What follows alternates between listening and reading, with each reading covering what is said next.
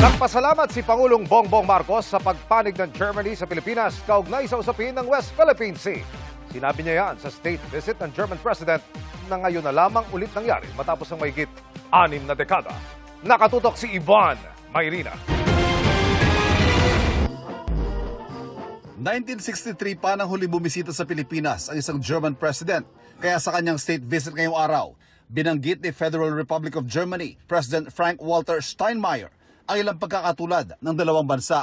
That is, unbelievable because when we are comparing our political and international positions, we are very close. We have good trade relations. We are defending the rules-based order. We are defending the United Nations, the international laws.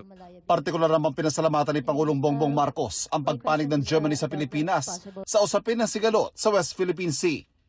I thank Germany specifically for consistently and publicly expressing its support for Philippine efforts to uphold the rule of law in South China Sea, including by calling on all parties to abide by the final and binding 2016 arbitral award.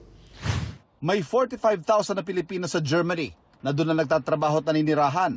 Karamihan mga professionals at marami rin ng healthcare workers. Magandang modelo raw ng migration ang kwento ng mga Pinoy doon na nakahanap ng maganda at maayos sa buhay. Ang Germany ang pinakamalaking trading partner ng Pilipinas sa mga bansang miyembro ng European Union at maraming malalaking German companies ang may operasyon sa Pilipinas.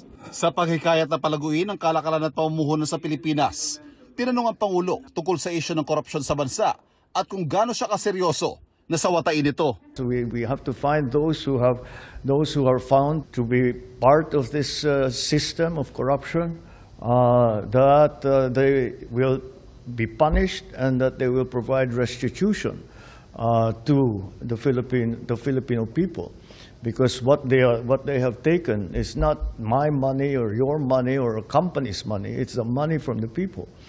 And that is the worst sin of all, as far as I'm concerned. It's the worst form of corruption, as far as I'm concerned.